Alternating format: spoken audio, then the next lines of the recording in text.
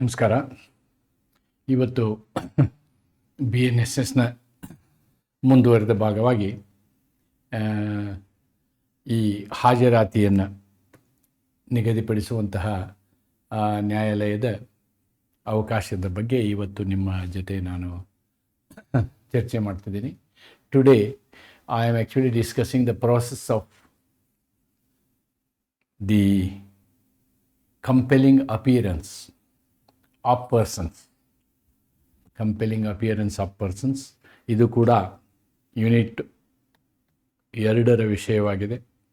We are talking about unit 2, and so far we have done so many discussions and we have come to almost a stage of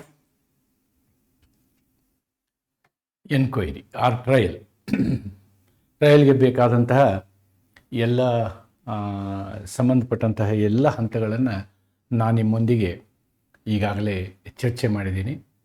ಒಮ್ಮೆ ಒಂದು trial ಪ್ರಾರಂಭ ಆಗಬೇಕು, ಅಪರಾಧಿಕ ವಿಚಾರಣೆ ಅಥವಾ ಅಭಿಯೋಜನೆ ಪ್ರಾರಂಭ ಆಗಬೇಕು ಅಂತಂದರೆ BNSSನಲ್ಲಿ ಮೊದಲು ನೀವೇನು ಮಾಡಬೇಕು, ಆಪಾದಿತನನ್ನು ಕೋರ್ಟಿನ ಮುಂದೆ ಕರೆಸಬೇಕು. ಆಮೇಲೆ ಅವನು ಕಡ್ಡಾಯವಾಗಿ ಕೋರ್ಟಿನ ಮುಂದೆ ಬರಬೇಕು. ಅಷ್ಟೇ ಅಲ್ಲ, ಈ ಅಪರಾಧಿಕ ಪ್ರಕರಣಗಳಲ್ಲಿ ಯಾರನ್ನೇ ಆದರೂ ಕೂಡ ನಾವು ಕಂಪಲ್ಸರಿಯಾಗಿ ಕರೆಸ್ಬೋದು. ಯಾಕೆ ಅಂತಂದರೆ ಸತ್ಯದ ಅನ್ವೇಷಣೆ ಇದು ಮಾಡುತ್ತೆ. ಒಂದು ಅಪರಾಧ ಆಗಿದೆಯೋ ಇಲ್ಲ ಅಂತಕ್ಕಂಥ ಸತ್ಯದ ಅನ್ವೇಷಣೆಯನ್ನು ಇದು ಮಾಡ್ತದೆ.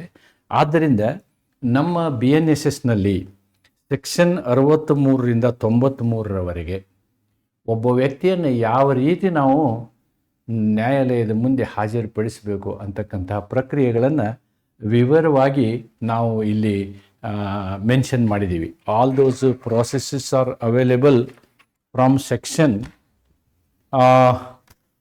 63 ಟು ಸೆಕ್ಷನ್ 93. ಆದರೆ ಈ ಎಲ್ಲ ಸೆಕ್ಷನ್ಗಳನ್ನು ನಾನು ವಿವರವಾಗಿ ನೋಡೋದಿಲ್ಲ. ಆದರೆ ಸೆಕ್ಷನ್ನಿಗೆ ಸಂಬಂಧಪಟ್ಟಂತಹ ಏನು ಒಂದು ತತ್ವ ಇದೆ, ಅವಕಾಶ ಇದೆ, ರೂಪರೇಷೆಗಳಿದ್ದಾವೆ ಅನ್ನೋದನ್ನು ಮಾತ್ರ ಅಷ್ಟಕ್ಕೆ ನಾನು ಇವತ್ತಿನ ಈ ಚರ್ಚೆಯನ್ನು ಸೀಮಿತಗೊಳಿಸ್ತೇನೆ. So in our concept today we are seeing the meaning, what is compelling appearance ಅಂತ. ಕಂಪೆಲಿಂಗ್ ಅಪಿಯರೆನ್ಸ್, ಹಾಜರಾತಿಯನ್ನು ಒತ್ತಾಯಪಡಿಸುವುದು, ಬಲವಂತಪಡಿಸುವುದು ಅನ್ನೋದಕ್ಕಿಂತ ಒತ್ತಾಯಪಡಿಸುವುದು ಅಂತಲೂ ಹೇಳ್ಬೋದು. ಹಾಜರಾತಿಯನ್ನು ಕಡ್ಡಾಯಪಡಿಸುವುದು, ಹಾಜರಾತಿಯನ್ನು ಇದನ್ನು ನೀವು ಬಲವಂತಪಡಿಸುವುದು ಅನ್ನೋ ಶಬ್ದಕ್ಕಿಂತ ನೀವು ಇದಕ್ಕೆ ಏನು ತಗೊಳ್ಬೋದು ಅಂತಂದರೆ ಕಡ್ಡಾಯಪಡಿಸುವುದು ಅಂತಲೂ ಹೇಳ್ಬೋದು. ಕಡ್ಡಾಯಗೊಳಿಸುವುದು, ಕಡ್ಡಾಯಗೊಳಿಸುವುದು ಅಂತಲೇ ಹೇಳ್ಬೋದು. ಗೊಳಿಸುವ ಪ್ರಕ್ರಿಯೆ ಹೀಗೂ ಹೇಳ್ಬೋದು. ಆಮೇಲೆ ಇದರಲ್ಲಿ ಇದ್ದಕ್ಕಂತಹ ಸ್ಟ್ಯಾಚ್ಯೂಟರಿ ಕಾನ್ಸೆಪ್ಟ್ಸ್ ಏನಿದ್ದಾವೆ, ಕಾನೂನಾತ್ಮಕ ವ್ಯವಸ್ಥೆಗಳೇನಿದ್ದಾವೆ ಅನ್ನೋದನ್ನು ನಾವು ನೋಡೋಣ. ಕಾನೂನು ರೂಪುರೇಷೆಗಳನ್ನು ನೋಡೋಣ. ಆಮೇಲೆ ಇದರಲ್ಲಿ ಮತ್ತೇನು ನಾವು ನೋಡ್ಬೋದು ಅಂತಂದರೆ, there is a concept called coercive process ಅಂತಕ್ಕಂಥ ಕಾನ್ಸೆಪ್ಟ್ ಬರುತ್ತೆ. ಅಂದರೆ ಅದು ಹೇಗೆ ಅಂತಂದರೆ ಒತ್ತಾಯಪಡಿಸುವಂತಹ ಒಂದು ಪ್ರೋಸೆಸ್. ಆಮೇಲೆ ಈಗ ಮೊದಲನೇ ಸ್ಟೇಜಲ್ಲಿ ನಾವು ಸಮನ್ಸ್ ತೊಗೊಳ್ತೀವಿ. ನಂತರದ ಪ್ರಕರಣದಲ್ಲಿ ವಾರಂಟ್ ತೊಗೊಳ್ತೀವಿ. ಸಮನ್ಸ್ ಯಾವಾಗ ಕೊಡ್ಬೋದು, ವಾರಂಟ್ ಯಾವಾಗ ಕೊಡ್ಬೋದು ಅಂತಕ್ಕಂಥದ್ದನ್ನು ನೋಡ್ತೀವಿ. ಆಮೇಲೆ ಒಬ್ಬ ಮನುಷ್ಯ ನಾಪತ್ತೆಯಾದ ಅಂತ ಇಟ್ಕೊಳ್ಳಿ, ಅಬ್ಸ್ಕಾಂಡಿಂಗ್, ನಾಪತ್ತೆಯಾದ, ಓಡಿ ಹೋದ ಅನ್ನೋದಕ್ಕಿಂತ ನಾವು ಇದನ್ನೇನು ಹೇಳ್ಬೋದು, ನಾಪತ್ತೆಯಾದ ಅಂತ ಹೇಳ್ಬೋದು. ನಾಪತ್ತೆಯಾದ ವ್ಯಕ್ತಿಯ ಬಗ್ಗೆ ನಾವು ಏನು ಮಾಡ್ಬೋದು ಅಂತಕ್ಕಂಥದ್ದು. ಆಮೇಲೆ ಆಸ್ತಿ ಜಪ್ತಿ ಮಾಡುವಂತಹ concept, we are also looking at ಆಸ್ತಿಯನ್ನು ಯಾವ ರೀತಿ ಜಪ್ತು ಮಾಡ್ಬೋದು, ಆಸ್ತಿಯನ್ನು ಜಪ್ತು ಮಾಡುವಂತಹ ಪ್ರಕ್ರಿಯೆ ಹೇಗಿರುತ್ತೆ ಅಂತಕ್ಕಂಥದ್ದನ್ನು ನಾವಿಲ್ಲಿ ಚರ್ಚೆ ಮಾಡ್ತೀವಿ. That also we are going to discuss, ಆಸ್ತಿಯನ್ನು ಜಪ್ತಿ ಮಾಡುವಂಥ. Then progressive nature of the process, ಅಂದರೆ ಈ ಪ್ರಸಂಗಗಳಿದೆ ಅಲ್ವಾ, ಸಮನಸ್ ಆದಮೇಲೆ ವಾರಂಟ್ ಆದಮೇಲೆ ಪ್ರೊಕ್ಲೆಮೇಷನ್ ಆದಮೇಲೆ ಅಟ್ಯಾಚ್ಮೆಂಟ್ ಆಫ್ ಪ್ರಾಪರ್ಟಿ, ಇವುಗಳನ್ನ ಹಂತವಾಗಿ ಮಾಡ್ತೀವಿ ನಾವು. ಅದು ಯಾವ ರೀತಿ ಇದೆ, ಮತ್ತು ಅದರಲ್ಲಿ ಜುಡಿಷಿಯರಿ ಯಾವ ರೀತಿ ಕ್ರಮಬದ್ಧತೆಯನ್ನು ಕೈಗೊಳ್ಳಬೇಕು ಅಂತಕ್ಕಂಥದ್ದು. All these aspects are very very important point that we are going to see. Therefore, what we can study here is these things. If you can see here, one ನಿಮಿಷ. Yes. Process to compel appearance. ಇದರ ಅರ್ಥವನ್ನು ನಾವು ಚರ್ಚೆ ಮಾಡುವುದಾದರೆ, if we want to see the meaning, process is to compel appearance refers to legal methods used by criminal court. ನೋಡಿ, ಇಲ್ಲಿ criminal ನ್ಯಾಯಾಲಯಗಳು, ಅಪರಾಧಿಕ ನ್ಯಾಯಾಲಯಗಳು ಈ ಒಂದು ಏನು ಕಡ್ಡಾಯವಾದಂತಹ ಹಾಜರಾತಿಯ ಬಗ್ಗೆ ಏನೇನು ಕ್ರಮ ಜರುಗಿಸ್ತವೆ. To secure the presence of accused or person, accused or other person before it when required during the enquiry or trial. ನೋಡಿ, ಈವನ್ ತನಿಖೆಯ ಸಂದರ್ಭದಲ್ಲಿ ಮತ್ತು ನ್ಯಾಯಿಕ ವಿಚಾರಣೆಯ ಸಂದರ್ಭದಲ್ಲಿ ಒಬ್ಬ ವ್ಯಕ್ತಿಯನ್ನು ಕಡ್ಡಾಯವಾಗಿ ನಾವು ಯಾವ ರೀತಿ ನ್ಯಾಯಾಲಯದ ಮುಂದೆ ತರಬೇಕು ಅಂತಕ್ಕಂಥದ್ದನ್ನು ನೋಡ್ತೀವಿ ನಾವು. ಏನು, these processes are guarded, these processes are graduated in nature from mild to coercive. From mild to ಕೋರೆಸಿವ್.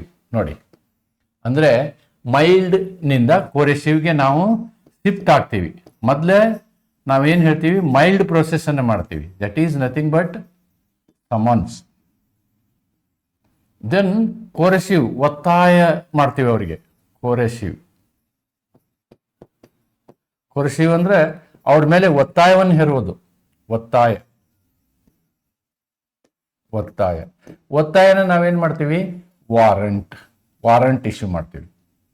ವಾರಂಟಲ್ಲೇ ಮತ್ತು ಬೇರೆ ಬೇರೆ ಪ್ರಕಾರಗಳಿವೆ. ಅದನ್ನೆಲ್ಲವನ್ನು ನಾವು ಇವತ್ತಿನ ಈ ಪಾಠದಲ್ಲಿ ನಾವು ನೋಡೋಣ, ವಾಟ್ ಈಸ್ ದ್ಯಾಟ್ ಅಂಥೇಳಿ.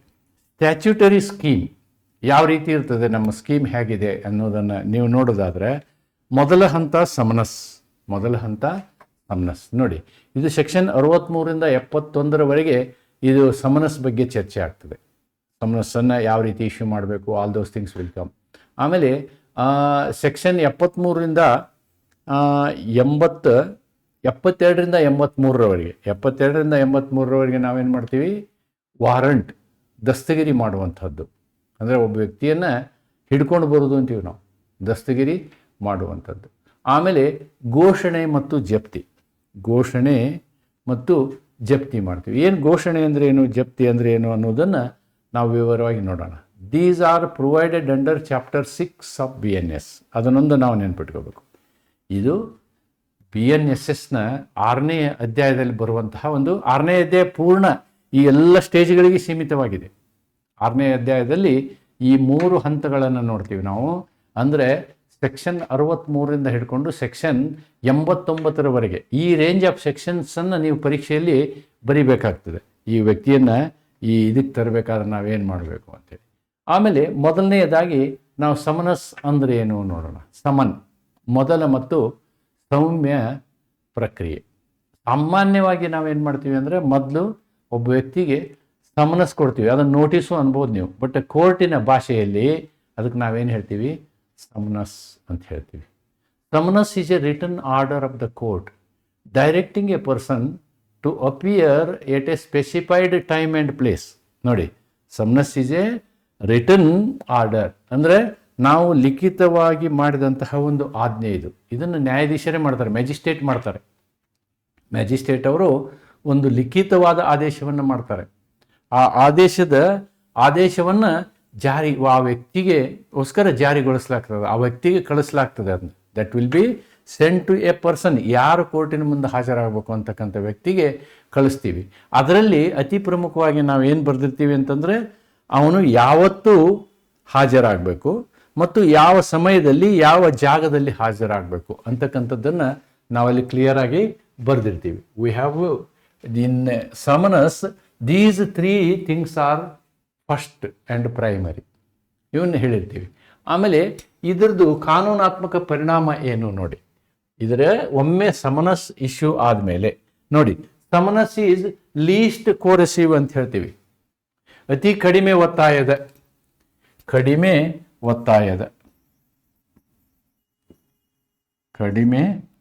ಒತ್ತಾಯವಿರುವ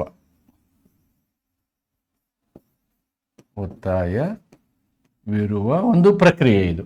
ಆಮೇಲೆ ಯೂಸ್ಡ್ ಇನ್ ಸಮನ್ಸ್ ಕೇಸಸ್. ಸಾಮಾನ್ಯವಾಗಿ ಇದನ್ನೇನು ಮಾಡ್ತೀವಿ, ಈ ನಾವು ಕ್ರಿಮಿನಲ್ ಪ್ರಕರಣಗಳಲ್ಲಿ 2 ಕ್ಯಾಟಗರಿ ಪ್ರಕರಣಗಳಿವೆ, ಸಮನ್ಸ್ ಕೇಸ್, ವಾರಂಟ್ ಕೇಸ್ ಅಂತ ಹೇಳಿ. ಸಮನ್ಸ್ ಕೇಸಲ್ಲಿ ಸಮನ್ಸ್ ಮಾತ್ರ ಇಶ್ಯೂ ಮಾಡ್ತೀವಿ, ವಾರಂಟನ್ನು ಇಶ್ಯೂ ಮಾಡೋದಿಲ್ಲ. ಆಮೇಲೆ ಪ್ರಾಥಮಿಕ ಹಂತದಲ್ಲಿಯೂ ನಾವು ಇದನ್ನು ಮಾಡ್ತೀವಿ. ಯಾವುದೇ ಒಂದು ವಿಚಾರಣೆ ನಡೆಯುವಂತಹ ಪ್ರಾಥಮಿಕ ಹಂತದಲ್ಲಿಯೂ ಕೂಡ ಈ ಸಮನ್ಸ್ ಕೊಡುವಂತಹ ಒಂದು ವ್ಯವಸ್ಥೆ ಇರ್ತದೆ. ಆಮೇಲೆ ಇಲ್ಲಿ ಕೋರ್ಟ್ ಏನು ಊಹಿಸ್ತದೆ ಅಂದರೆ, ಕೋರ್ಟಿನ ಊಹೆ ಇದು ನೋಡಿ, used in summons cases, summons ಪ್ರಕರಣದಲ್ಲಿ ಉಪಯೋಗಿಸಲಾಗುತ್ತದೆ. ಸಮನ್ಸ್ ಮತ್ತು ಪ್ರಾಥಮಿಕ ತನಿಖೆ ಸಂದರ್ಭದಲ್ಲಿ ಉಪಯೋಗಿಸಲಾಗ್ತದೆ. ಆಮೇಲೆ ಅಜ್ಯೂಮ್ಸ್ ವಾಲಂಟರಿ ಕಾಂಪ್ಲೈನ್ಸ್. ಇಲ್ಲಿ ಕೋರ್ಟ್ ಏನು ಯೋಚನೆ ಮಾಡುತ್ತೆ ಅಂತಂದ್ರೆ, ನೀವು ಸ್ವಯಂ ಪ್ರೇರಿತರಾಗಿ ಬರ್ಬೋದು ಅಂತ ಯೋಚನೆ ಮಾಡ್ತದೆ. ಕೋರ್ಟು ಸ್ವಯಂ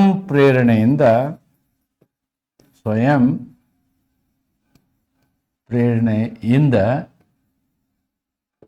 ವ್ಯಕ್ತಿ ಹಾಜರಾಗುವನು ಅಂತ, ವ್ಯಕ್ತಿ ಹಾಜರಾಗಬೇಕು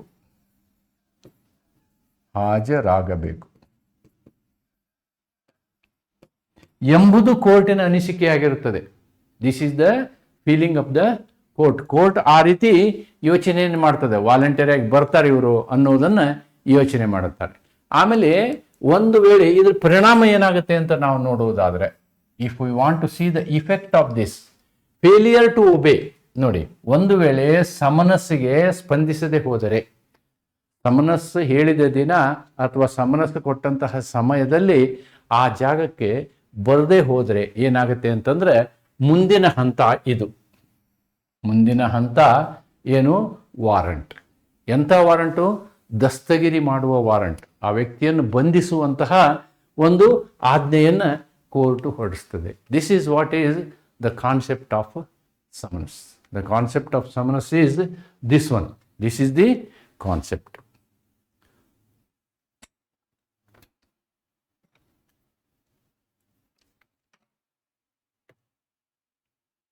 So, in summons, various stages are there. In summons, various stages are there.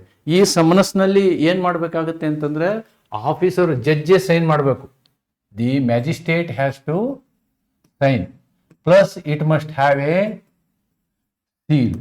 Then the summons must be in address to that person. ಹೊಸ BNSS ವ್ಯವಸ್ಥೆಯಲ್ಲಿ ಏನಾಗಿದೆ ಅಂದರೆ, ಸಮನಸ್ಸನ್ನು ನಾವು ಇಲೆಕ್ಟ್ರಾನಿಕಲಿ ಕಳಿಸ್ಬೋದು. ಎಲೆಕ್ಟ್ರಾನಿಕಲಿ ಕೂಡ ನಾವು ಕಳಿಸ್ಬೋದು. Through email also summons can be sent. That is a very important aspect of summons. ಒಂದು ವೇಳೆ ಸಮನಸ್ಸನ್ನು ಅಲ್ಲಿ ಏನಾಗುತ್ತೆ ಅಂತಂದರೆ, ಪೊಲೀಸರು ಒಯ್ದು ಸಮನಸ್ಸನ್ನು ಕೊಡ್ಬೋದು, ಕೊಟ್ಟು ಶಿಕ್ಷೆ ತರ್ಬೋದು, ಇದು ಅದರ ಮೇಲೆ ಎಕ್ನಾಲೇಜ್ಮೆಂಟು ತರ್ಬೋದು. ಆದರೆ ಸಮನಸ್ಸು ಸರ್ವ್ ಆಗಿದೆ, ಸಮನಸ್ ಅವರಿಗೆ ತಲುಪಿದೆ ಅನ್ನೋದು ಕೂಡ ಬಹಳ ಮುಖ್ಯ. ಅದನ್ನು ಕೋರ್ಟ್ ಪ್ರೋಸೆಸ್ಸಲ್ಲಿ ನಾವು ಸಮನಸ್ಸು ತಲುಪಿದೆ ಅಂತಕ್ಕಂಥ ಒಂದು ವಿಷಯವನ್ನು ನಾವು ಚರ್ಚೆ ಮಾಡ್ತೀವಿ. That also we are going to discuss summons. Just a minute.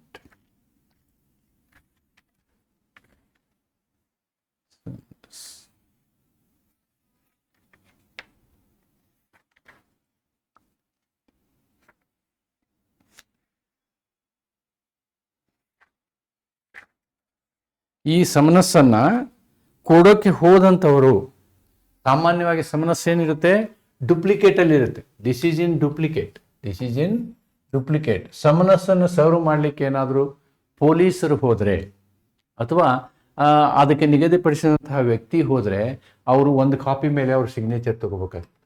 On one copy they have to take a signature and take it back. That is the procedure. That also we must remember.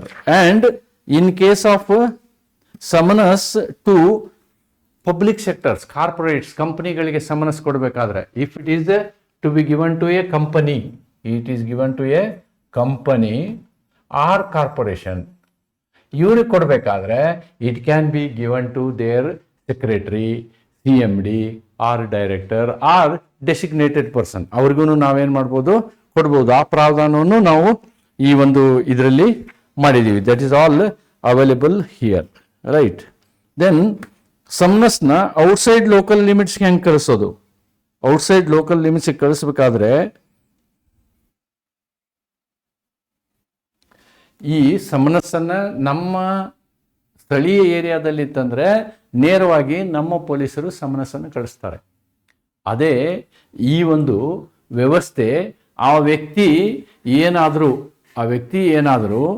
ಬೇರೆಯದೇ ಪ್ರದೇಶದಲ್ಲಿದ್ದರೆ, ಅದು ಇನ್ನೊಂದು ಮ್ಯಾಜಿಸ್ಟ್ರೇಟ್ನ ಏರಿಯಾದಲ್ಲಿದ್ದರೆ ಆವಾಗ ಏನು ಮಾಡೋದು ಅಂತಕ್ಕಂಥದ್ದು ಕೂಡ ಇಲ್ಲಿ ಬಹಳ ಮುಖ್ಯ ಆಗ್ತದೆ. That is also very important. ಒಂದು ವೇಳೆ ಈ ಸಮನಸ್ನ ಸರ್ವ್ ಮಾಡುವಂತಹ ಸಂದರ್ಭದಲ್ಲಿ ಆ ವ್ಯಕ್ತಿ ಎಷ್ಟು ಪ್ರಯತ್ನ ಮಾಡಿದ್ರೂ ಸಮನಸ್ ಜಾರಿ ಮಾಡುವ ಏಜೆನ್ಸಿಗೆ ಅವನು ಸಿಗದೆ ಹೋದರೆ, ಪೊಲೀಸರಿಗೆ ಸಿಗದೆ ಹೋದರೆ, ಆವಾಗ ಅವನ ಮನೆಯ ಮುಂದೆ ಎಲ್ಲರೂ ನೋಡುವ ಜಾಗದಲ್ಲಿ ಆ ಸಮನಸ್ಸಿನ ಒಂದು ಕಾಪಿಯನ್ನು ಅಂಟಿಸಿ ಬರಬೇಕಾಗ್ತದೆ. That is ultimate course of action ಅನ್ನೋದನ್ನು ನಾವಿಲ್ಲಿ ಗಮನಿಸಬೇಕು. ಒಂದು ವೇಳೆ if it is to a ಕಂಪನಿಗೆ ಸಂಬಂಧಪಟ್ಟಂತಹ ವ್ಯಕ್ತಿಗಳಿಗೆ ನಾವೇನು ಮಾಡ್ಬೋದು, ಸಮನಸ್ಸನ್ನು ಸರ್ವ್ ಮಾಡಿ ಬರ್ಬೋದು. That is another concept of issuing the summons. ಆಮೇಲೆ ಅತಿ ಮುಖ್ಯವಾಗಿ ಸಮನಸ್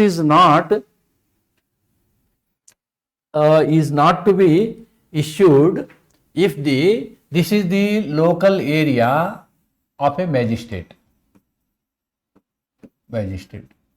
ಸೊ ಈ ಏರಿಯಾದಲ್ಲಿದ್ದರೆ ನಾನು ಇಲ್ಲಿಯವರೆಗೆ ಡಿಸ್ಕಸ್ ಮಾಡಿದಂತಹ ವ್ಯವಸ್ಥೆ ಆಗ್ತದೆ. If the person is lying in magistrate 1 ಅಂದ್ಕೊಳ್ಳೋಣ, ಇದು ಮ್ಯಾಜಿಸ್ಟ್ರೇಟ್ 2 ಏರಿಯಾ, ಬೇರೆ ಇನ್ನೊಬ್ಬ ಮ್ಯಾಜಿಸ್ಟ್ರೇಟ್ ಏರಿಯಾ ಅಥವಾ ಇನ್ನೊಂದು ಲೋಕಲ್ ಏರಿಯಾ ಜುರಿಸ್ಡಿಕ್ಷನ್ ಬೇರೆ ಇದೆ. ಆ ವ್ಯಕ್ತಿ ಇಲ್ಲಿದ್ದ ಅಂತಂದ್ರೆ ಸಮನಸ್ ಏನಾಗುತ್ತೆ ಅಂತಂದ್ರೆ ಈ ಮ್ಯಾಜಿಸ್ಟ್ರೇಟ್ಗೆ ಸಮನಸ್ ಹೋಗುತ್ತೆ. ಮತ್ತು ಇಷ್ಟೋ ತನಕ ನಾವೇನು ಚರ್ಚೆ ಮಾಡಿದ್ವೋ ಆ ಚರ್ಚೆಗೆ ಅನುಗುಣವಾಗಿ ಈ ಮ್ಯಾಜಿಸ್ಟ್ರೇಟ್ ಅವರು ಏನು ಮಾಡ್ತಾರೆ, ಸಮನಸ್ಸನ್ನು ಇವನಿಗೆ ತಲುಪಿಸುವಂತಹ ವ್ಯವಸ್ಥೆಯನ್ನು ಮಾಡ್ತಾರೆ. So this is what is the procedure. Supposing if he is a government servant, if the summons is issued to a government servant, ಆ ವ್ಯಕ್ತಿ ಸಿಗಲಿಲ್ಲ ಅಂದ್ರೆ ನಾವೇನು ಮಾಡ್ಬೋದು, ಅವ್ರ ಹೆಡ್ ಆಫ್ ದಿ ಡಿಪಾರ್ಟ್ಮೆಂಟ್ ಇರ್ತಾರಲ್ಲ, ಅವ್ರ ಅವರಿಗೆ ನಾವು ಸಮನಸ್ಸನ್ನು ಜಾರಿಗೊಳಿಸ್ಬೋದು. ಇದು ಸುಲಭ. This is very easy. Government ಸರ್ವೆಂಟ್ಗೆ ಈ ಸಮನಸ್ಸನ್ನು ಇಶ್ಯೂ ಮಾಡುವಂಥದ್ದು ಕಷ್ಟದ ಕೆಲಸ ಏನಿಲ್ಲ. That is not a difficult thing. This is all about summons, ಒಂದು ಬ್ರೀಫ್ ವ್ಯವಸ್ಥೆ. ಆದ್ದರಿಂದ ಸಮನಸ್ ಅಂತಂದ್ರೇನು, ಒಂದು ನೋಟಿಸ್ ಥರ ಒಂದು ಲೆಟರನ್ನು ಕೋರ್ಟು ಜಾರಿ ಮಾಡುತ್ತೆ, ಅದು ಡೂಪ್ಲಿಕೇಟಲ್ಲಿ ಜಾರಿ ಮಾಡುತ್ತೆ. ಒಬ್ಬ ಪೊಲೀಸ್ ಆಫೀಸರ್ ಏನು ಮಾಡ್ತಾನೆ, ಅದನ್ನು ಒಯ್ದು ಆ ವ್ಯಕ್ತಿಗೆ ತಲುಪಿಸ್ತಾನೆ. ಅವನು ಸಿಗದೆ ಹೋದ ಸಂದರ್ಭದಲ್ಲಿ ಅದನ್ನು ಅವನ ಮನೆ ಮುಂದೆ ಮನೆ ಬಾಗಿಲಿಗೆ ಅಂಟಿಸಿ ಬರಲಾಗುತ್ತೆ. ಇದು ಪ್ರೊಸೀಜರು. ಗೌರ್ಮೆಂಟ್ ಸರ್ವೆಂಟ್ ಆದರೆ ಅವರ ಸುಪೀರಿಯರ್ ಆಫೀಸರ್ಗೆ ಸಮನಸ್ಸನ್ನು ಕೊಡಲಾಗುತ್ತೆ. ಅಥವಾ ಯಾವುದೇ ಕಂಪನಿ ಈ ರೀತಿ ಇದ್ದಂದರೆ ಆ ಕಂಪನಿಗೆ ಸಂಬಂಧಪಟ್ಟಂತಹ ಬೋರ್ಡ್ ಡೈರೆಕ್ಟರು ಅಥವಾ ಸೆಕ್ರೆಟರಿ ಅಥವಾ ಅದಕ್ಕೆ ಸಂಬಂಧಪಟ್ಟಂಥ ಆಫೀಸರ್ ಇದ್ದರೆ ಆಫೀಸರಿಗೆ ನೀವು ಆ ಒಂದು ಸಮನಸ್ಸನ್ನು ಜಾರಿಗೊಳಿಸ್ಬೋದು. ಸಮನಸ್ ಜಾರಿಗೊಳಿಸೋದು BNSSನಲ್ಲಿ ಎಲೆಕ್ಟ್ರಾನಿಕಲಿ ಕೂಡ ಮಾಡ್ಬೋದು, ಅಂದರೆ ಥ್ರೂ ಇಮೇಲ್ ಕೂಡ ಮಾಡ್ಬೋದು ಅಂತಕ್ಕಂಥದ್ದನ್ನು ನಾವಿಲ್ಲಿ ಕಾಣ್ತೀವಿ. This is the thing. Therefore, now we will shift to what is meant by warrant.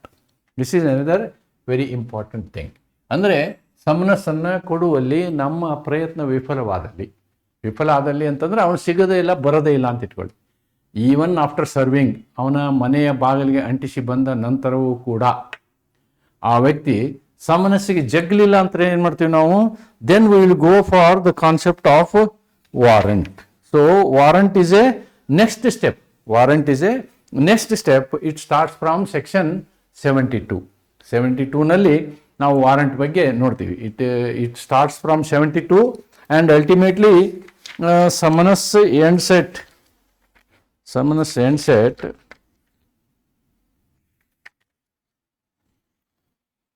83, 1972 to 83 is all about warrant. Normally warrant ಅಂದರೆ ಇಟ್ ಇಸ್ ಎ ಕೋರೆಸಿವ್ ಆ್ಯಕ್ಷನ್. ಏನು ವಾರಂಟ್ ಅಂದರೆ ಅವನ್ನ ಎತ್ಕೊಂಡೇ ಬರೋದು, ಅವನ್ನ ಫಿಸಿಕಲಿ ಕರ್ಕೊಂಡು ಬರೋದು, ಅಥವಾ ನಾವೇನು ಮಾಡ್ತೀವಿ ಅದಕ್ಕೆ ದಸ್ತಗಿರಿ ಅಂತ ಹೇಳ್ತೀವಿ. ಇಟ್ ಈಸ್ ನಥಿಂಗ್ ಬಟ್ ದಸ್ತಗಿರಿ ಅಂತಲೂ ಹೇಳ್ಬೋದು ನಾವು. ದಸ್ತಗಿರಿ ಏನು? ದಸ್ತಗಿರಿ ಅಂದರೆ ವಾಟ್ ಈಸ್ ದಸ್ತಗಿರಿ ಮೀನ್ಸ್ ವಾಟ್? ನೋಡಿ, warrant is a arrest. Warrant is a arrest. A warrant arrest is a written authority. So a warrant of arrest ಅಂತ ಹೇಳ್ತಾರೆ ಇದಕ್ಕೆ. This is called warrant of arrest. Warrant of arrest.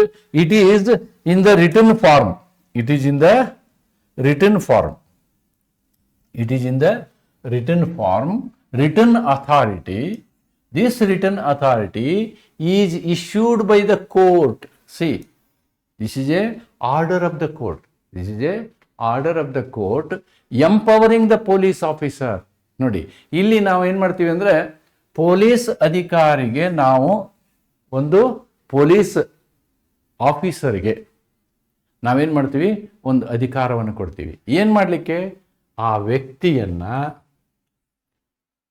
ದಸ್ತಗಿರಿ ಮಾಡಿ ಕರೆದುಕೊಂಡು ಬರಲಿಕ್ಕೆ. That person will be arrested. That person will be arrested and taken. ದಸ್ತಗಿರಿ warrant ಎಂದರೆ ವ್ಯಕ್ತಿಯನ್ನು ಬಂಧಿಸಿ ನ್ಯಾಯಾಲಯಕ್ಕೆ ಹಾಜರುಪಡಿಸಲು ಪೊಲೀಸ್ ಅಧಿಕಾರಿಗೆ ನೀಡುವ ಲಿಖಿತ ಅಧಿಕಾರ. ಓಕೆ, ಸಿ, ಈ ಒಂದು ಅಧಿಕಾರ ಇರ್ತದಲ್ಲ ವಾರಂಟನ್ನು ನಾವು ಎರಡು ಟೈಪ್ ಮಾಡ್ತೀವಿ. ಒಂದಕ್ಕೆ ಬೇಲೆಬಲ್ ವಾರಂಟ್ ಅಂತ ಹೇಳ್ತೀವಿ, ಇನ್ನೊಂದಕ್ಕೆ ನಾವೇನು ಹೇಳ್ತೀವಿ, ನಾನ್ ಬೇಲೆಬಲ್ ವಾರಂಟ್ ಅಂತ ಹೇಳ್ತೀವಿ. Bailable warrant and non bailable warrant. ಜಾಮೀನು ರಹಿತ ವಾರಂಟು, ಜಾಮೀನು ಸಿಗುವ ವಾರಂಟ್. ಜಾಮೀನು ಸಿಗುವ ವಾರಂಟು. ಬೇಲೆಬಲ್ ವಾರಂಟ್ ಅಂದರೆ ಜಾಮೀನು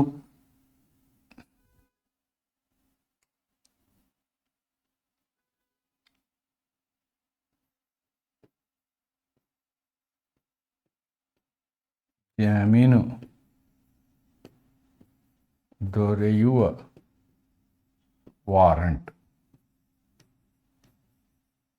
ಇನ್ನೊಂದು ಜಾಮೀನು ದೊರೆಯದಿರುವ ವಾರಂಟ್. ಜಾಮೀನು ದೊರೆಯದಿರುವ ವಾರಂಟ್. ಜಾಮೀನು ದೊರೆಯದಿರುವ ವಾರಂಟ್. ಹೀಗೆ ಎರಡು ಬಗೆಯ ವಾರಂಟ್ಗಳನ್ನು ನಾವು ನೋಡ್ಬೋದು. Warrants are of two types. One is bailable and the other one is non bailable. ನೋಡಿ, ವಾರಂಟನ್ನು ಯಾವಾಗ ಇಶ್ಯೂ ಮಾಡ್ತಾರೆ, ವಾರಂಟನ್ನು ಕೊಡುವಂತಹ ಸಂದರ್ಭ ಯಾವಾಗ ಅನ್ನೋದನ್ನು ನಾವು ಗಮನಿಸೋದಾದ್ರೆ, ಸಮನ್ಸ್ಗೆ ಮರ್ಯಾದೆ ಕೊಡದೆ ಹೋದರೆ, ಅಂದರೆ ಸಮನ್ಸ್ ಮುಖಾಂತರ, ಸಮನ್ಸ್ ಮುಖೇನ ಹಾಜರಾಗದಿದ್ದರೆ,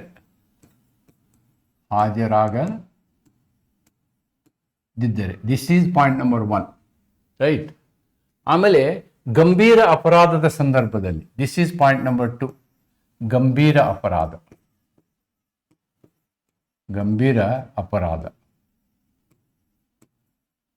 ಅದಕ್ಕೆ ನಾವು ಕಾಗ್ನಿಜಿಬಲ್ ಅಫೆನ್ಸು ಅಂತ ಹೇಳ್ತೀವಿ. ಆಮೇಲೆ ಕೋರ್ಟ್ಗೆ ಅನ್ನಿಸ್ಬೋದು, ನೋಟಿಸ್ ಕೊಡುವುದರಿಂದ ಅಥವಾ ಸಮನ್ ಕೊಡುವುದರಿಂದ ಅವು ತಪ್ಪಿಸಿಕೊಂಡು ಓಡಿ ಹೋಗ್ಬೋದು ಅನ್ನುವಂತಹ ಅಭಿಪ್ರಾಯ ನ್ಯಾಯಾಲಯಕ್ಕೆ ಬಂದಾಗ ಆವಾಗಲೂ ಕೂಡ ಏನು ಮಾಡ್ಬೋದು, ವಾರಂಟ್ ಇಶ್ಯೂ ಮಾಡ್ಬೋದು. ತಪ್ಪಿಸಿಕೊಳ್ಳುವ ಸಂದರ್ಭವಿರುವಾಗ, ತಪ್ಪಿಸಿ ಓಡಿ ಹೋಗುವ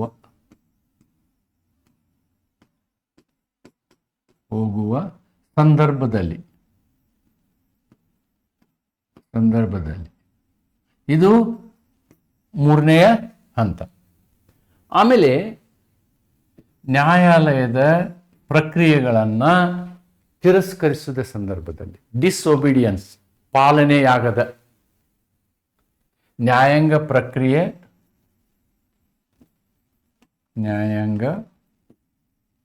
ಪ್ರಕ್ರಿಯೆ ಪಾಲಿಸದಿದ್ದಲ್ಲಿ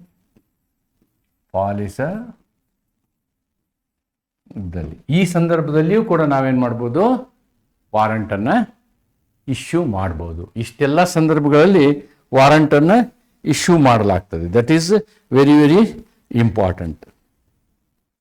summons and warrant. Again in warrant there is bailable. What is bailable warrant ಅನ್ನೋದನ್ನು ನಾವು ನೋಡೋದಾದರೆ, if we want to see what is bailable warrant, warrant is to be I think these things I need to explain. Yes. Now, here I must explain these things. What is bailable warrant? What is bailable warrant?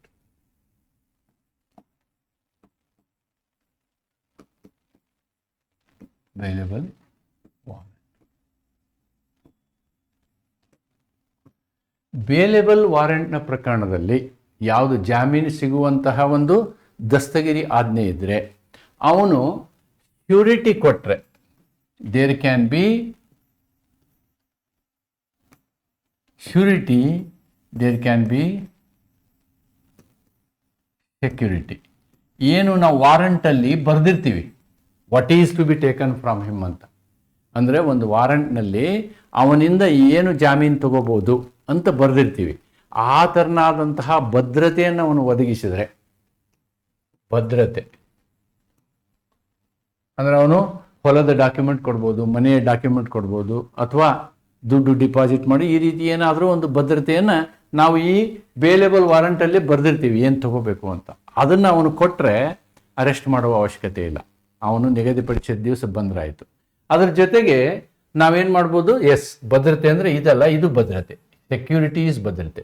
Surety, ಅವನು ಇನ್ನಿಬ್ಬರನ್ನ ಜಾಮೀನು ಕೊಡ್ಬೋದು, ಅಂದರೆ ವ್ಯಕ್ತಿಗಳನ್ನ ಜಾಮೀನು ಕೊಡ್ಬೋದು. ವ್ಯಕ್ತಿಗಳ ಜಾಮೀನು ಕೊಟ್ಟಾಗ ಏನಾಗುತ್ತೆ, ಇವನು ಕೋರ್ಟ್ಗೆ ಹೋಗಲಿಲ್ಲ ಅಂದರೆ ಪೊಲೀಸರು ಆ ಜಾಮೀನು ಕೊಟ್ಟವ್ರನ್ನ ಅರೆಸ್ಟ್ ಮಾಡ್ಕೊಂಡು ಹೋಗ್ತಾರೆ. This is what is bailable warrant. ಇದನ್ನು ಪೊಲೀಸರೇ ಎಕ್ಸಿಕ್ಯೂಟ್ ಮಾಡ್ತಾರೆ.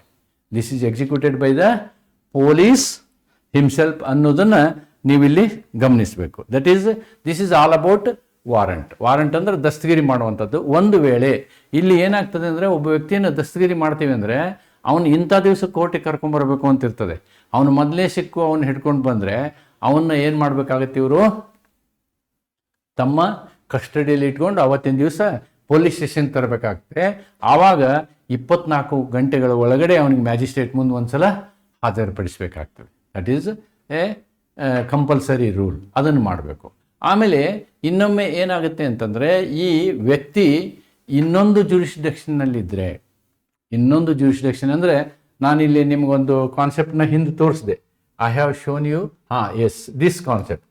ಈಗ ಆ ವ್ಯಕ್ತಿ ಇಲ್ಲಿದ್ದರೆ ಏನು ಮಾಡೋದು, ವ್ಯಕ್ತಿ ಇದೇ ಜ್ಯೂರಿಸ್ಡಿಕ್ಷನ್ನಲ್ಲಿದ್ದರೆ ಇದೇ ಪೊಲೀಸರು ಆ್ಯಕ್ಟ್ ಮಾಡ್ತಾರೆ. Same police will act. If the person is here, he is here, how it is to be done? Then the person who is arresting this, he will be made over to the SP or DC, executive magistrate ಅಂತಾರೆ ಅವರು. Executive magistrate ಹತ್ರ ತಗೊಂಡು ಹೋಗಿ ಆಮೇಲೆ ಕೋರ್ಟ್ಗೆ ಕರೆದುಕೊಂಡು ಬರುವಂತಹ ಒಂದು ಪ್ರಕ್ರಿಯೆ ಮಾಡ್ತಾರೆ ಅನ್ನೋದನ್ನು ನಾವಿಲ್ಲಿ ಗಮನಿಸಬೇಕು. This is about warrant. Whatever warrant I have told, warrant is a coercive process. Warrant is a coercive process. So ಈ ನ್ಯಾಯಿಕ ತತ್ವ ಏನು ಹೇಳ್ತದೆ ಇಲ್ಲಿ ಅಂತ ನಾವು ನೋಡೋದಾದರೆ, warrant is not to be issued mechanically, summon should ordinarily precede warrant. ಅಂದರೆ ನಾವು ಸಮನ್ಸ್ ಕೊಡುವಂತಹ ಪ್ರಕರಣದಲ್ಲಿ ವಾರಂಟ್ ಇಶ್ಯೂ ಮಾಡಬಾರ್ದು ಅಂತ. ಸಮನ್ಸ್ ಕೊಡುವಂತಹ ಪ್ರಕರಣದಲ್ಲಿ ವಾರಂಟ್ ಇಶ್ಯೂ ಮಾಡಬಾರ್ದು. ವಾರಂಟನ್ನು ಗಂಭೀರವಾದ ಪರಿಸ್ಥಿತಿಯಲ್ಲಿ ಮಾತ್ರ, ವ್ಯಕ್ತಿ ಬರುವುದಿಲ್ಲ ಎನ್ನುವಂತಹ ಸ್ಥಿತಿಗತಿ ಉಂಟಾದ ಸಂದರ್ಭದಲ್ಲಿ ನಾವು ವಾರಂಟಿನ ಪ್ರಯೋಗವನ್ನು ಮಾಡಬೇಕಾಗ್ತದೆ. ಮೊದಲು ನಾವೇನು ಮಾಡಬೇಕು, ನಾವು ಕೇವಲ ಸಮನ್ಸ್ನಿಂದನೇ ಕೆಲಸ ನಡೆಸಬೇಕು. ಅಂದರೆ ಮೆಕ್ಯಾನಿಕಲಿ ವಾರಂಟ್ ಇಶ್ಯೂ ಮಾಡೋಕ್ಕಾಗಲ್ಲ. ಸಮನ್ಸ್ ನೀಡಿದರೂ ಹಾಜರಾಗದೇ ಇರುವಿಕೆ ಇರಬೇಕು. ಆಮೇಲೆ ಗಂಭೀರ ಅಪರಾಧಗಳು ಇರಬೇಕು. ಆರೋಪಿಯು ಪರಾರಿಯಾಗುವ ಸಾಧ್ಯತೆ ಇರಬೇಕು. ನ್ಯಾಯಾಲಯದ ಪ್ರಕ್ರಿಯೆಗೆ ಅವಿಧೇಯತೆ ಆಗಿರಬೇಕು. ಇಂತಹ ಸಂದರ್ಭದಲ್ಲಿ ನ್ಯಾಯಶಾಸ್ತ್ರ ತತ್ವ ಏನು ಹೇಳ್ತದೆ? ಯಾವಾಗಲೂ ಯಾಂತ್ರಿಕವಾಗಿ ನೀವೇನು ಮಾಡಬಾರ್ದು? ವಾರಂಟನ್ನು ಇಶ್ಯೂ ಮಾಡಬಾರ್ದು. ಸಾಮಾನ್ಯವಾಗಿ ವಾರಂಟಿಗೆ ಮೊದಲು ಏನು ಮಾಡ್ಬೇಕು? ಹಂಗಿದ್ರೆ ಸಮನಸ್ಸನ್ನು ನೀಡುವಂಥದ್ದು ಬಹಳ ಮುಖ್ಯ. Then the last aspect is proclamation for absconding person. Proclamation ಅಂದರೆ ಘೋಷಣೆ ಮಾಡುವಂಥದ್ದು. ಈ ಓಡಿ ಹೋದ ಅನ್ನೋದಕ್ಕಿಂತ ನಾವು ಇದಕ್ಕೇನು ಹೇಳ್ಬೋದು? ತಪ್ಪಿಸಿಕೊಂಡ ಅಂತ ಹೇಳೋಣ.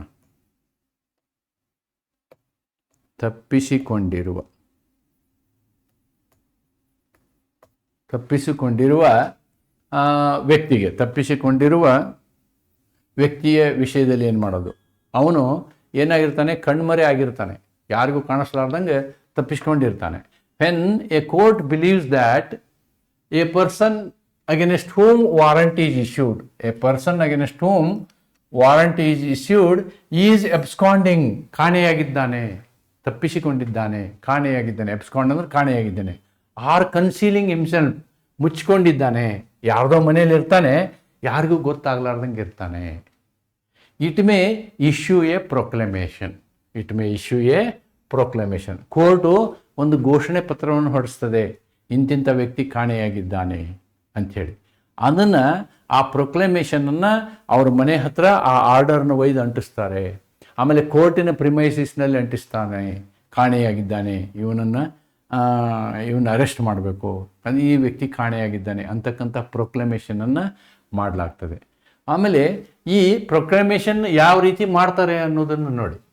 ವಿಧಾನ: public reading, affixing at residence, publication as ordered. Failure to appear may result in declaration as proclaimed offender. ನೋಡಿ, ಫಸ್ಟ್ ಏನು ಮಾಡ್ತಾರೆ? ಅವನ್ನ ಪಬ್ಲಿಕ್ ರೀಡಿಂಗ್, ಊರಲ್ಲಿ ಹೇಳ್ತಾರೆ ಇಂಥವ್ನ ಅರೆಸ್ಟ್ ಮಾಡಬೇಕು, ಡಂಗ್ರ ಸಾರೋದು ಅಂತಾರಲ್ಲ, ಆ ಥರ ಹೇಳ್ಬೋದು. ಅಥವಾ ಅವನ ಮನೆ ಹತ್ರ ಈ ಪ್ರಕಟಣೆಯನ್ನು ಅಲ್ಲಿ ಅಂಟಿಸ್ತಾರೆ. ಅಫಿಕ್ಸಿಂಗ್ at residence and at court ಹೇಳಿದ್ನಲ್ವ ನಾನು, ಕೋರ್ಟಿನ ಹತ್ರ ಮತ್ತು ಅವನ ಮನೆ ಹತ್ರ ಇವನು ಘೋಷಿತ ಅಪರಾಧಿ ಆಗಿದ್ದಾನೆ, ಇವನ್ನ ಹಿಡಿದು ಕೊಡಿ, ಯಾರಾದರೂ ಕಂಡ್ರೆ ನಮಗೆ ಮಾಹಿತಿ ಕೊಡಿ ಅಂಥೇಳಿ ಘೋಷಣೆಯನ್ನು ಮಾಡ್ತಾರೆ. ಆಮೇಲೆ ಕೆಲವೊಮ್ಮೆ ಇದನ್ನು ಪೇಪರ್ನಲ್ಲೂ ಹಾಕ್ಬೋದು ಅವರು. They can publish in the local newspaper also, that is also possible. ಇವೆಲ್ಲದಕ್ಕೂ ನಾವೇನಂತೀವಿ? ಪ್ರೊಕ್ಲಮೇಷನ್ ಅಂತೀವಿ. ಈ ರೀತಿ ಪ್ರೊಕ್ಲಮೇಷನ್ ಆದಮೇಲೆ, ಈಗ ಅವನು ಸಿಗದೇ ಹೋದ ಅಂತ ಇಟ್ಕೊಳ್ಳಿ, ಆವಾಗ ಅವನಿಗೆ ಹೊಸ ಹೆಸರು ಕೊಡ್ತೀವಿ ನಾವು. ಏನು? ಪ್ರೊಕ್ಲೇಮ್ಡ್ ಅಫೆಂಡರ್ ಅಂತ. ಘೋಷಿತ ಅಪರಾಧಿ ಆಗ್ತಾನೆ ಅವಾಗ ಅವನು. He will become a proclaimed offender. Proclaimed offender ಏನು ಮಾಡಬೇಕು ಅನ್ನೋದು ಅದು ಮತ್ತೆ ಬೇರೆ ಬೇರೆ ಕಾನೂನುಗಳು ಅದಕ್ಕೆ ಬರ್ತವೆ. This is the concept of arrest. ಸಾರ್ವಜನಿಕವಾಗಿ ಓದಿ ಕೊಡುವುದು, ಸಾರ್ವಜನಿಕವಾಗಿ ಘೋಷಣೆ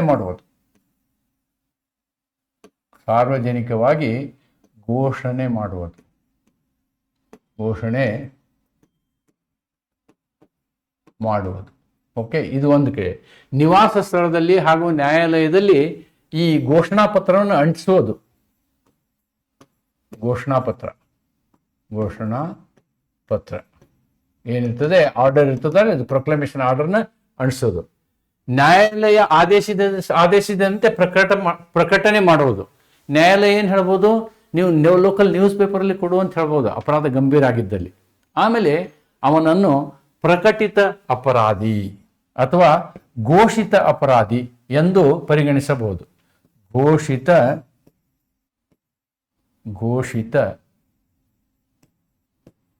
ಅಪರಾಧಿ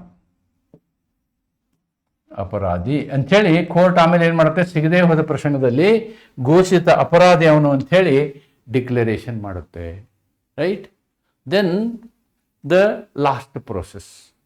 ಇದಕ್ಕೂ ಬಗ್ಲಿಲ್ಲಪ್ಪ ಅವನು ಅಂತಂದರೆ ಅವನಲ್ಲಿ ಇರ್ತಕ್ಕಂತಹ ಆಸ್ತಿ ಪಾಸ್ತಿಗಳನ್ನು ಜಪ್ತಿ ಮಾಡೋದು.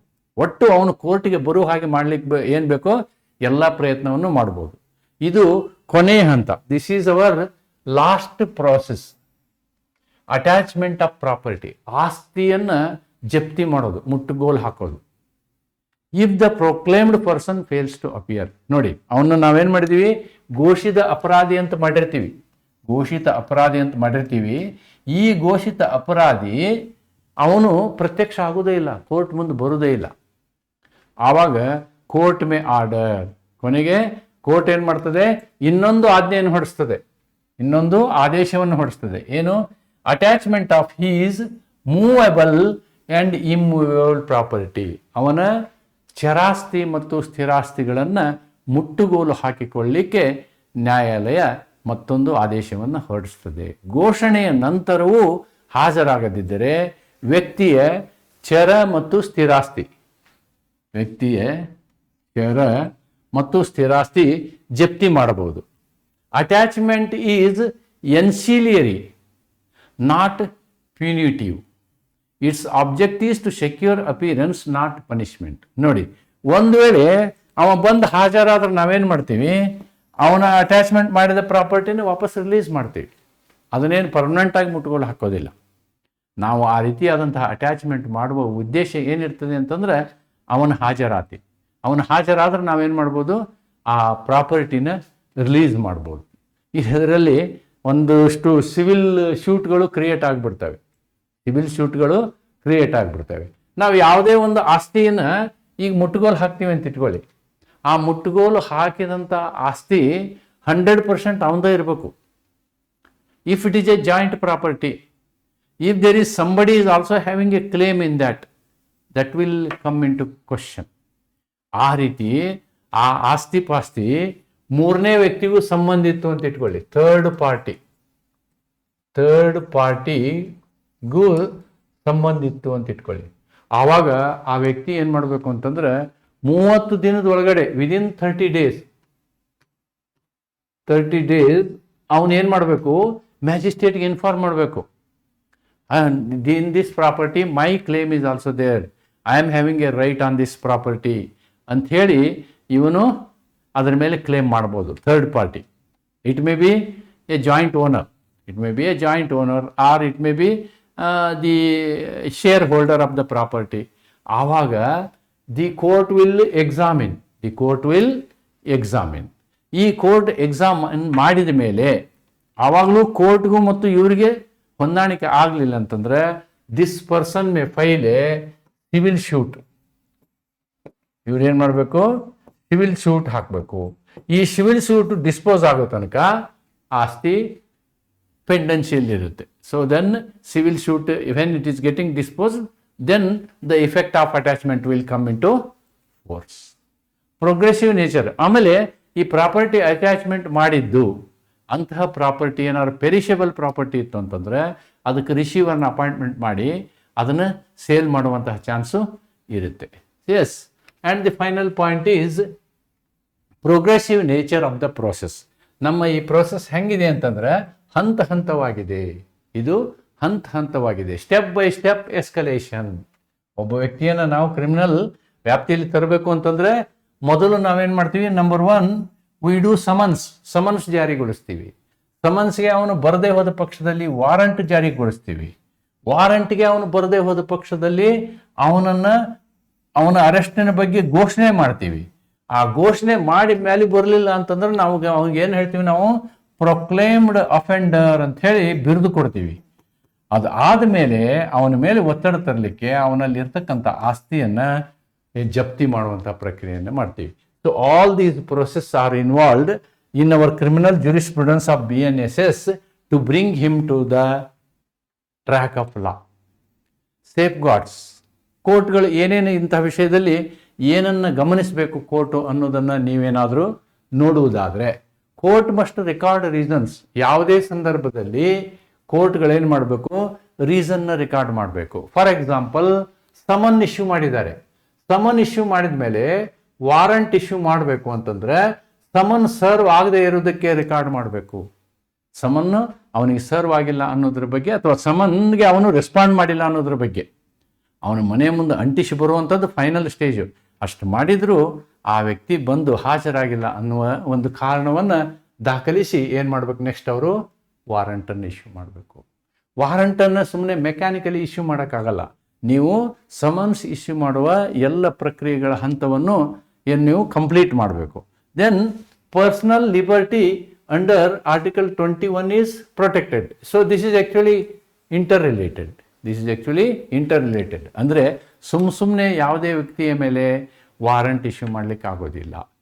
Preference to summon unless circumstances justified. ನೋಡಿ, ನಾವು ಇನ್ನೂ ಏನು ನೋಡ್ತೀವಿ ಅಂದರೆ ಕ್ರಿಮಿನಲ್ ಜ್ಯೂರಿಸ್ಪ್ರುಡೆನ್ಸಲ್ಲಿ ಅಕಸ್ಮಾತ್ ಮ್ಯಾಜಿಸ್ಟ್ರೇಟ್ ಅವರಿಗೆ ವಾರಂಟ್ ಕೇಸಲ್ಲಿಯೂ ಕೂಡ ಇಲ್ಲ ಸಮನಸ್ ಕೊಟ್ಟರೆ ಆಗುತ್ತೆ ಅನ್ನುವಂಥ ಅಭಿಪ್ರಾಯ ಇದ್ದರೆ ವಾರಂಟ್ ಕೇಸಲ್ಲಿಯೂ ಕೂಡ ಸಮನಸ್ ಕೊಟ್ಟು ಕರೆಸುವಂತಹ ಒಂದು ಪ್ರಸಂಗವನ್ನು, ಪ್ರಾವಧಾನವನ್ನು ನಾವು BNSS ಅಲ್ಲಿ ನೋಡ್ತೀವಿ. So he can even in warrant cases also there are 2 types of cases. One is summon case, okay, another is warrant case. Summon ಕೇಸಲ್ಲಿ ಜಡ್ಜ್ಗೆ ಮ್ಯಾಜಿಸ್ಟ್ರೇಟ್ಗೆ ಡೌಟ್ ಇತ್ತಂದ್ರೆ ಸಮನ್ ಕೇಸಲ್ಲಿ ವಾರಂಟ್ ಇಶ್ಯೂ ಮಾಡ್ಬೋದು. ಅದೇ ತೆರನಾಗಿ ವಾರಂಟ್ ಕೇಸಲ್ಲಿ ಜಡ್ಜ್ಗೆ ಕಾನ್ಫಿಡೆನ್ಸ್ ಇತ್ತಂದ್ರೆ, ಇಲ್ಲಿ ಡೌಟು ಇಲ್ಲಿ ಕಾನ್ಫಿಡೆನ್ಸ್ ಇತ್ತಂದ್ರೆ ಸಮನ್ಸ್ ಇಶ್ಯೂ ಮಾಡ್ಬೋದು. ಎರಡೂ ಅಧಿಕಾರವೂ ಕೂಡ ಇಲ್ಲಿ ಮ್ಯಾಜಿಸ್ಟ್ರೇಟ್ಗೆ ಇದೆ ಅನ್ನೋದನ್ನು ನಾವು ಗಮನಿಸಬೇಕು. ಯಾಕೆ ಅಂತಂದ್ರೆ we respect article 21 of the constitution. ನ್ಯಾಯಾಲಯವು ಕಾರಣಗಳನ್ನು ದಾಖಲಿಸಬೇಕು, ಯಾಂತ್ರಿಕವಾಗಿ ಆದೇಶವನ್ನು ಹೊರಡಿಸಬಾರ್ದು. ಅನುಚ್ಛೇದ 21 ಅಡಿಯಲ್ಲಿರುವ ಅನುಚ್ಛೇದ 21 ಏನು ಹೇಳ್ತದೆ? Right to life and personal liberty. ಅದರ ಬಗ್ಗೆ ಗೌರವ ಇಟ್ಕೊಂಡಿರ್ಬೇಕು. ಸುಮ್ಮನೆ ಯಾವುದೇ ವ್ಯಕ್ತಿಯನ್ನು ತಂದು ನಾವು ಜೈಲಿನಲ್ಲಿ ಹಾಕೋದಿಲ್ಲ.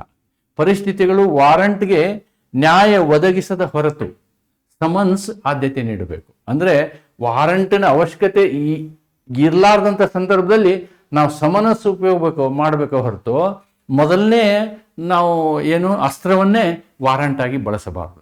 ನ್ಯಾಯಾಲಯದ ವಿವೇಚನೆಯೇ ಈ ಪ್ರಕ್ರಿಯೆಗಳ ಆತ್ಮವಾಗಿದೆ. ಇದೆಲ್ಲವೂ ಯಾವ್ದ್ರ ಮೇಲೆ ಡಿಪೆಂಡ್ ಆಗುತ್ತೆ ಅಂತಂದ್ರೆ all this depends on the discretionary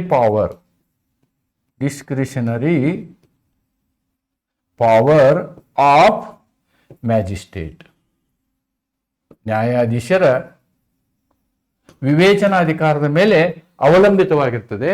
ಆದರೆ ನ್ಯಾಯಾಧೀಶರು ಈ ವಿವೇಚನಾ ಅಧಿಕಾರವನ್ನು ನಮ್ಮ ಅನುಚ್ಛೇದ 21 ಪ್ರಾವಧಾನ ಮಾಡಿರುವಂತಹ ಎಲ್ಲ ಅವಕಾಶಗಳನ್ನು ಗಮನದಲ್ಲಿಟ್ಟುಕೊಂಡು ಅನುಚ್ಛೇದ 20, 21, 22 ಪ್ರಮುಖವಾದ ಪಾತ್ರವನ್ನು ಈ ಒಂದು ಸಂದರ್ಭದಲ್ಲಿ ಒದಗಿಸ್ತೇವೆ ಅಂತ ಹೇಳ್ತಾ ನಾವು ನ್ಯಾಯಾಂಗ ಯಾವ ರೀತಿಯಾದಂತಹ ರಕ್ಷಣೆಯನ್ನು ತೆಗೆದುಕೊಳ್ಬೇಕು ಅನ್ನೋದನ್ನು ಹೇಳ್ಬೋದು. ಆದ್ದರಿಂದ the process to compel appearance under BNSS balances. ನೋಡಿ, it is a balance between Article 21 and criminal jurisprudence. What is need for effective criminal justice with the constitutional protection of personal liberty. Article 21 ಹೇಳುತ್ತೆ personal liberty ಅಂತ. ನಮಗೆ ಅಪರಾಧಿ ಇದ್ದವನು ಅವನು ಹೊರಗಿರಬಾರ್ದು, ಅವನ್ನ arrest ಮಾಡಬೇಕು ಅಂತ.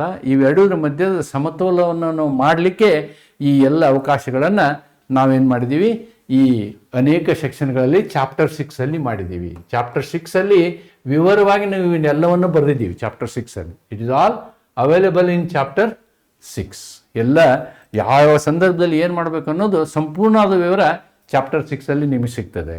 Okay, provided graduated mechanisms are step by step mechanisms. ನೀವು ಗ್ರಾಜುಯೇಟೆಡ್ ಅನ್ನೋದಕ್ಕಿಂತ ಸ್ಟೆಪ್ ಬೈ ಸ್ಟೆಪ್ ಅಂತ ಬರೆದ್ರೆ correct. Step by step mechanisms, summons, warrant, proclamation, attachment. They are one by steps. Okay, the BNSS ensures coercive power. ಒತ್ತಡದ ಅಧಿಕಾರವನ್ನು ಉಪಯೋಗ ಮಾಡ್ತದೆ. ಯಾವಾಗ ಮಾಡ್ತದೆ? ಅವನು ಅಪರಾಧಿ ಹಠಮಾರಿತನವನ್ನು ಮಾಡಿದರೆ. If the accused person is reluctant to come to court, then warrant, proclamation and attachment will be there in accordance with the principle of natural justice. What is principle of natural justice? Giving summons is a principle of natural justice. For that he should respect. ಅದು respect ಮಾಡಲಿಲ್ಲ ಅಂದರೆ coercion will follow. ಕಾನೂನಿನ ಅಡಿಯಲ್ಲಿ ಕಾನೂನನ್ನು ಉಲ್ಲಂಘನೆ ಮಾಡಲಿಕ್ಕೆ ಯಾರಿಗೂ ಅಧಿಕಾರ ಇಲ್ಲ. BNSS ಅಡಿಯಲ್ಲಿ ಹಾಜರಾತಿ ಬಲವಂತ ಪ್ರಕ್ರಿಯೆಗಳು ನ್ಯಾಯಾಂಗದ ಪರಿಣಾಮಕಾರಿತ್ವ ಮತ್ತು ವ್ಯಕ್ತಿಗತ ಸ್ವಾತಂತ್ರ್ಯದ ನಡುವಿನ ಸಮತೋಲನವನ್ನು ಸಾಧಿಸುತ್ತವೆ. In other words, it creates a balance between balance between the arrest and Article 21. So this is the balance that is maintained in this whole process. If he obeys the rule, then there is no issue. If he is reluctant to the rule, definitely he will be compelled to be arrested. ಮತ್ತು ಅರೆಸ್ಟಲ್ಲಿಯೂ ಕೂಡ but ಅರೆಸ್ಟಲ್ಲಿಯೂ ನಾವು ಸುಮ್ಮನೆ arrest ಮಾಡಲ್ಲ, bailable warrant ಇದೆ, ಆಮೇಲೆ ನಾನ್ bailable warrant ಇದೆ. ಕೆಲವು ಸಂದರ್ಭದಲ್ಲಿ ಪೊಲೀಸರಿಗೆ ಅವನು ಶ್ಯೂರಿಟಿ ಕೊಟ್ಟರೆ ಮತ್ತು ಸೆಕ್ಯೂರಿಟಿ ಕೊಟ್ಟರೆ ಅವನು ಬಿಡುಗಡೆ ಮಾಡುವಂತಹ ಅವಕಾಶವನ್ನು ಕೂಡ ಮಾಡಿದ್ದೀವಿ. ಅದು ಗಂಭೀರವಲ್ಲದ ಅಪರಾಧದಲ್ಲಿ. ಗಂಭೀರವಾದ ಅಪರಾಧದಲ್ಲಿ ನಾನ್ ಬೇಲೇಬಲ್ ವಾರಂಟ್ ಇರುತ್ತೆ. ಅಲ್ಲಿ ಪೊಲೀಸರು ವಾರಂಟ್ ಕೊಡಕ್ಕೆ ಬರಲ್ಲ. ನೋಡಿ, ಪೊಲೀಸರು ಬೇಲ್ ಕೊಡಕ್ಕೆ ಬರಲ್ಲ. See, there are 2 types of bails.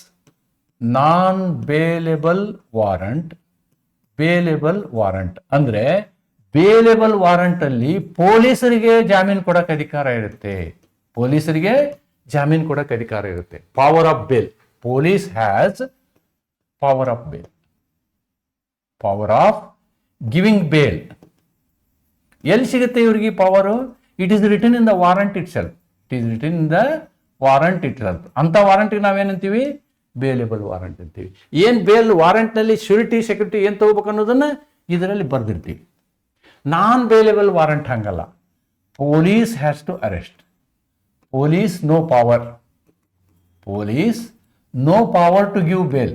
No power to give bail. To give bail. Definitely he will get bail. He will get bail, but only judiciary has got that power, not the police authority. ಅನ್ನೋದನ್ನ ನೆನ್ಪಿಟ್ಕೊಳ್ಳಿ. ನಾನ್ bailable warranto bailable ವಾರಂಟಿನ ಮಧ್ಯೆ ಇದು ಪ್ರಮುಖವಾದಂಥ ವ್ಯತ್ಯಾಸ ಅಂತ ಹೇಳ್ತಾ ಇವತ್ತಿನ ಈ ವಿಡಿಯೋನ ಇಲ್ಲಿಗೆ ಮುಕ್ತಾಯ ಮಾಡ್ತೀನಿ. ನಮಸ್ಕಾರ.